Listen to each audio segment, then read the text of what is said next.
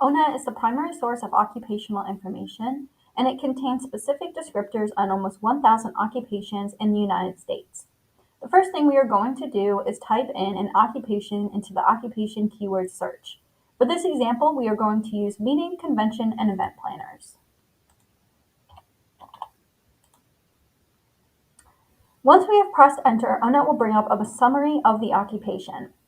The first part of the summary we will look at is occupation-specific information. This includes tasks and technology skills. For example, meeting, convention, and event planners will frequently consult with customers, review bills for accuracy, and confer with staff. The unique tool that ONET has is under the tasks portion of the occupation-specific information. What we will do is we will select this button, go all the way to the bottom to this button called Find Occupations related to multiple tasks, and we will select that. Once we have selected that button, it will pull up a job duties custom list for the specific occupation. You can review the tasks below and then check the task that you want to add to your job duties list. Once you have checked the task that you want to add to your list, you can click go and find occupations that have related tasks to the occupation that you first initially searched with. So I'm going to click 5 of these, and then I'm going to hit go.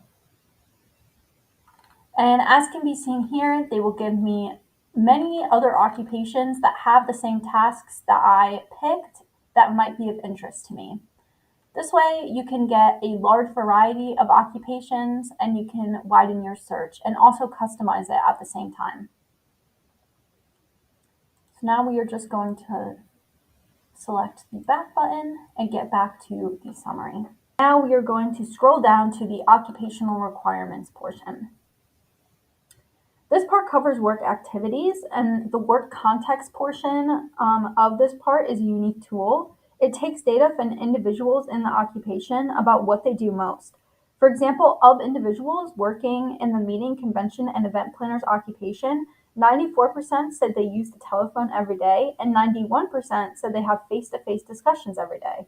From this data, you can see if you would be interested in doing these activities frequently, and if not, you might want to reconsider a different occupation. Now we are going to scroll down to the experience requirements.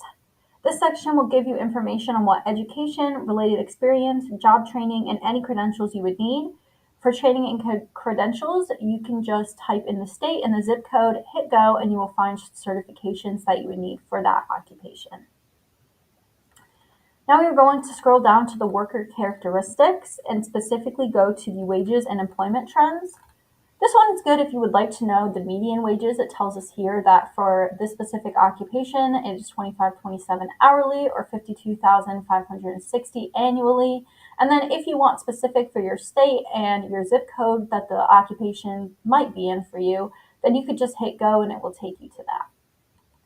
Additionally, another cool tool is that it has job openings on the web.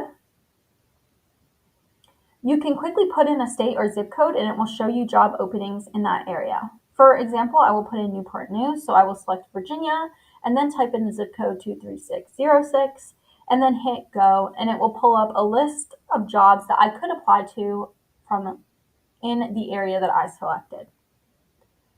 Now I'm just going to select back and keep moving on. The last section lays out other occupations that are specific to the one you searched for, and additionally displays other websites where you could get more information. Overall, ONET is a helpful tool for searching different occupations